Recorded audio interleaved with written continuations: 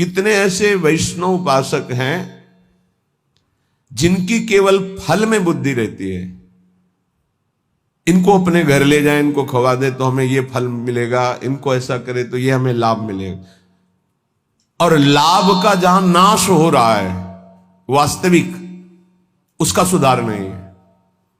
अंधा बटे पड़ा चबाए, अपराध खाता जाता है और वो सोचता है मैं साधन संपन्न हो रहा हूं। जिनके कानों में शब्द पड़ रहे हैं भागवती, उनको संभलना चाहिए। अपने इष्ट की अनन्यता ही बेड़ा पार करेगी। तुम्हारे साधन बल में इतनी ताकत नहीं है कि इस महान भव समुद्र से पार हो जाओ। आचार्य चरण कह रहे हैं, क्वाहम मूढ़मति क्व नाम परमानंद एक सारम रसम। मैं मूढ़मति, कहां परमानंद का सार राधा नाम। वो अपने को मूढ़मति समझ रहे हैं। आप इतने विद्वान बुद्धिमान हैं, साधन से वस्तु प्राप्त कर लेंगे, तो हम फिर साधन क्यों करें? असाधन मिटाने के लिए। साधन नहीं करोगे तो असाधन बनेगा। लाभ किससे मिलेगा? प्रियालाल की कृपा से, आश्रय से। बात समझना है बड़े महापुरुषों की, बहुत जल्दी लाभ हो जाएगा। ये समझ में नहीं आती सबके। बिगड़ी जन्म अनेक की अब ही सुधरे आज, हो ही राम को, हो गया हमारा काम। भगवत प्राप्ति पक्की होगी, हो ही राम को। अब समय कैसे व्यतीत करें? नाम जब गलती ना हो, इसलिए तज कुसुमाज, गंदी बातें छोड़ो, नाम जप करो। इससे समय तुम्हारा सार्थक होगा। गति तुम्हारी प्रभु के होने से होगी। मेरी प्रियाजू, मेरे श्यामाजू, मेरी लाडली जू। ये बात समझ में नहीं आती, ये नहीं समझ में आती। दान पुण्य समझ में आएगा, तीर्थ स्नान, परिक्रमा, साधु सेवा, ये समझ में आएगा, क्योंकि इससे मुझे लाभ मिल रहा है। क्या? अहम को सुख मिल रहा है। मैं प्रति महीने इतना देता हूं, मैं प्रति महीने ये दान करता हूं, मैं ये करता हूं, ये करता हूं। ये हुआ अंधा बटा, और अहंकार रूपी पड़ा चबा रहा है, तुम्हारी समझ में नहीं आ रहा। खाली हाथ मलिनता की मलिनता बनी रहेगी। जिनको कृपा का परिचय मिला वो करे सबे अंग गुणहीन हो। देख लो, नित्य विहार रस की रचना करने वाले महापुरुष कह रहे हैं, जो सर्वोपरि रस के ज्ञाता हैं, वो कह रहे हैं सबे अंग गुणहीन हो, ताको जतन न कोई, एक किशोरी कृपाते, जो कछु होई सो होई। समस्त साधनों से हीन हूं, कोई दैवी संपदा का कोई गुणाभिमान नहीं। कैसे महापुरुष हैं? सबे अंग गुणहीन। मुझ हीन की गति तो केवल लाडली जू है, लाडली जू की कृपा है बस। सो कृपाति सुलभ नहीं, ताको कौन उपाय, चरण शरण हरिवंश की सहज ही बन्यो बना। वो भी कृपा ऐसे सुलभ नहीं होती किशोरी जी की।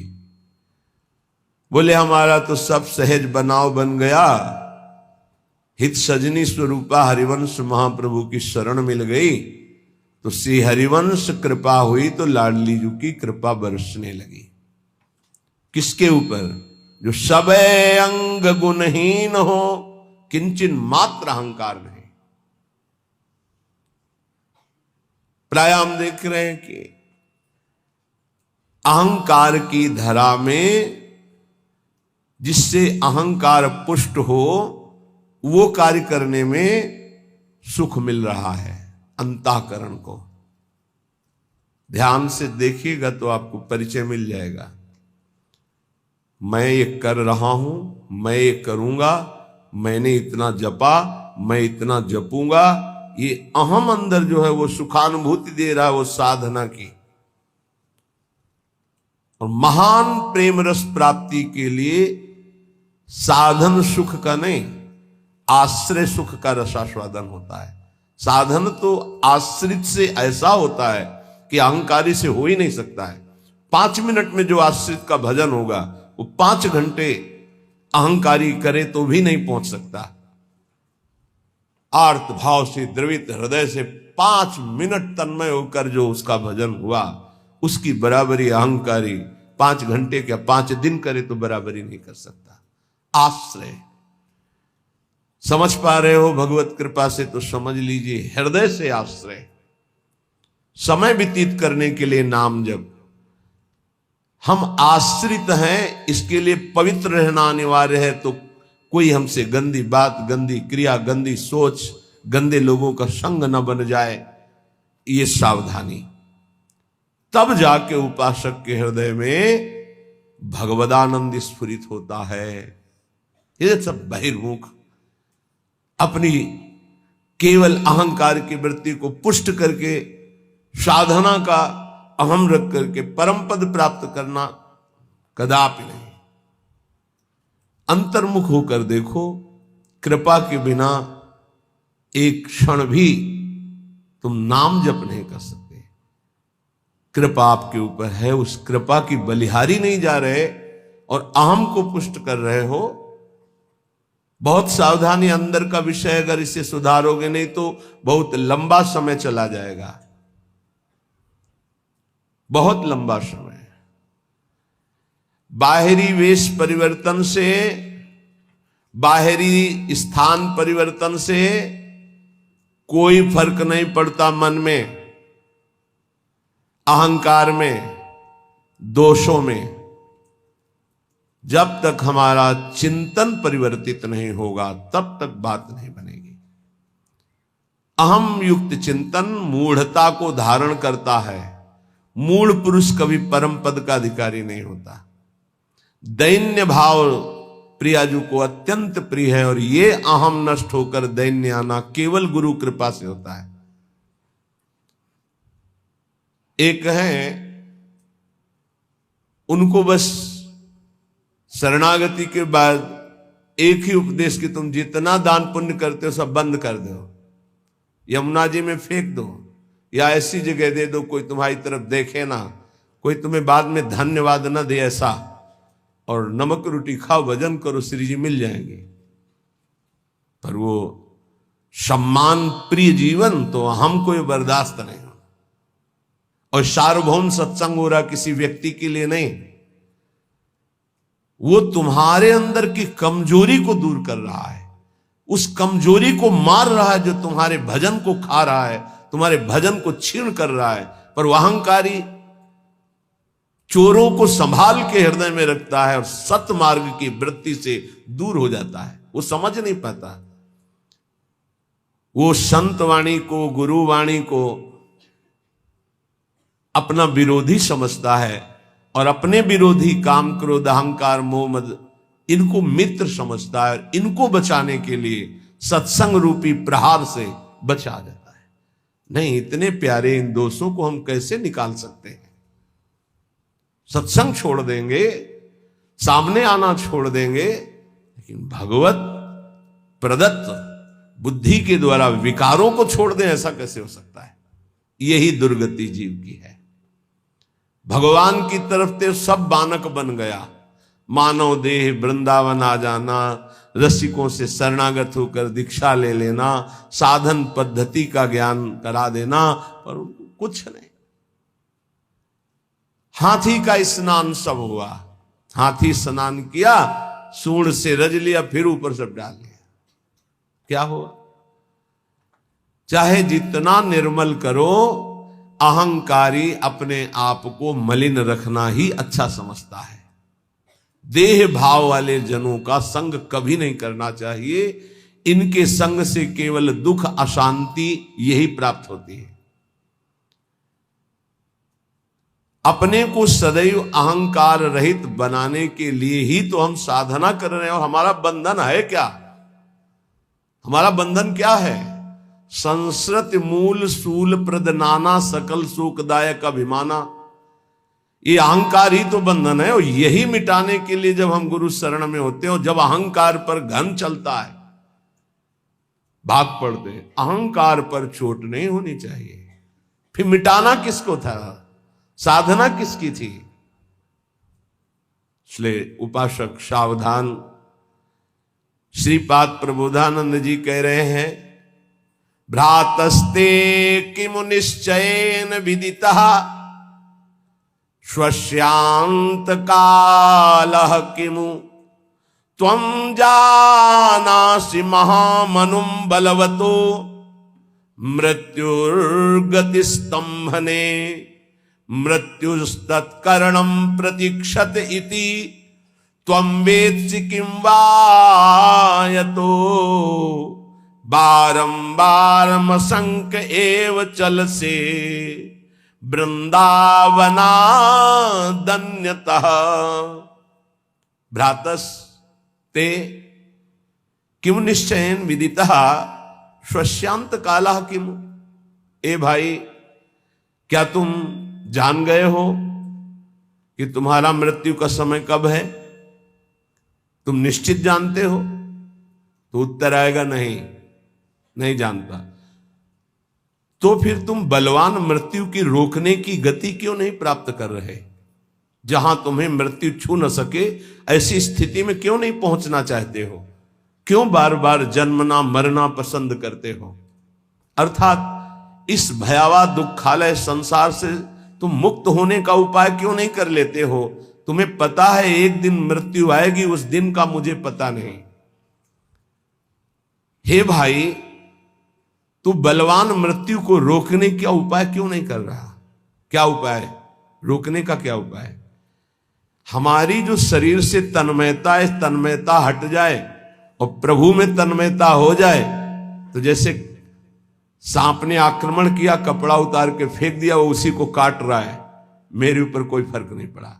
ऐसे ही हमारा कपड़ा है ये स्थूल देह, केवल स्थूल देह पर प्रहार होता है मृत्यु का।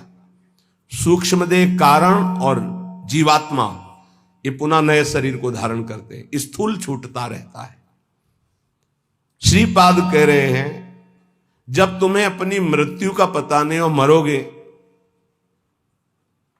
तो तुम उपाय क्यों ऐसा नहीं कर लेते जिससे मृत्यु तुम्हें स्पर्श न कर पावे? जब तुम्हारी मृत्यु होगी तो तुम्हारा कुछ नहीं होगा इस मृत्यु लोक का। तो अपनी श्वासें ऐसी जगह क्यों नष्ट कर रहे हो जहां कुछ तुम्हें नहीं मिलेगा? कई बार प्रार्थना की है, मानो आपको एक ऐसे देश भेजा जाए जहां बहुत सब सुविधाएं मिल जाएंगी, खूब भोगो, रुपया पैसा मकान सब, लेकिन वीजा है आपका, उसके तिथि तारीख पूर्ण होने पर आपको तुरंत वापस बुलाया जाएगा। जब वहां से वापस बुलाया जाएगा तो कुछ नहीं, कपड़ा भी उतरा लिया जाएगा। बोलो, ऐसे देश में रहना पसंद करोगे जाना?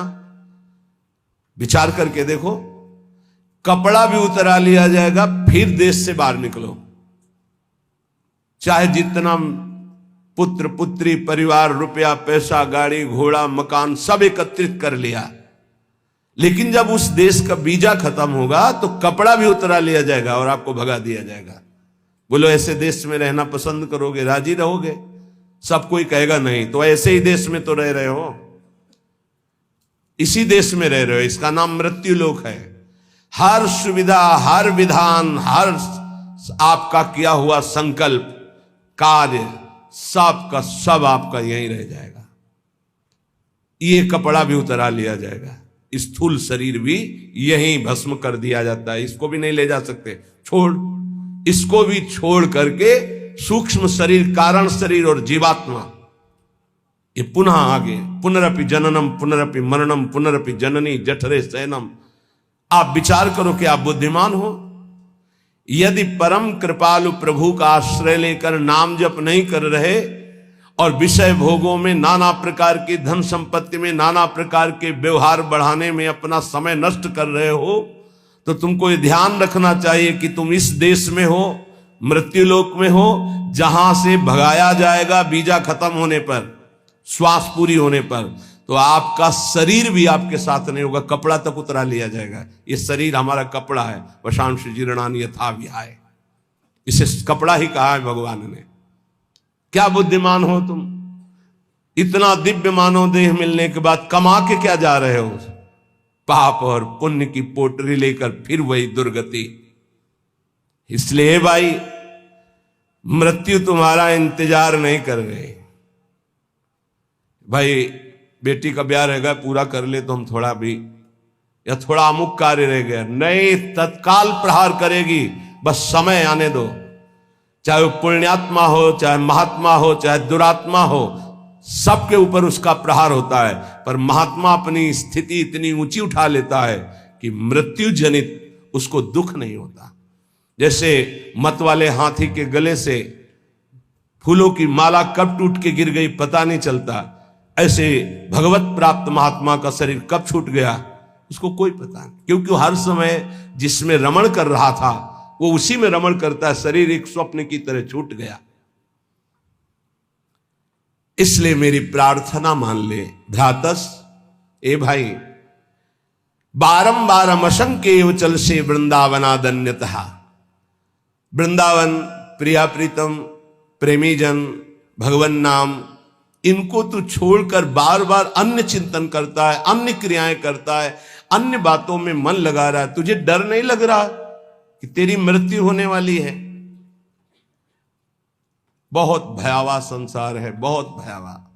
क्योंकि आपको भुलावे में डाल दिया गया इसलिए आपको ऐसा नहीं लग रहा। यहां प्रति मिनट प्रति सेकंड ऐसे सावधान है जैसे युद्ध क्षेत्र में चारों तरफ से बाण चल रहे हो और वो महारथी अतिरथी वीर अपने को बचाते हुए निकल रहा हो, ऐसे चला जा रहा है। एक एक सेकंड सावधान, नेत्र खुले हर समय, मंत्राकार वृत्ति, कभी भी शरीर छूट सकता है। क्यों? क्योंकि पता है ऐसी स्थिति है। आपको एकदम भुलावे में डाल दिया गया है। आपके पास वो पार्षद नहीं है जो आपको सावधान करे।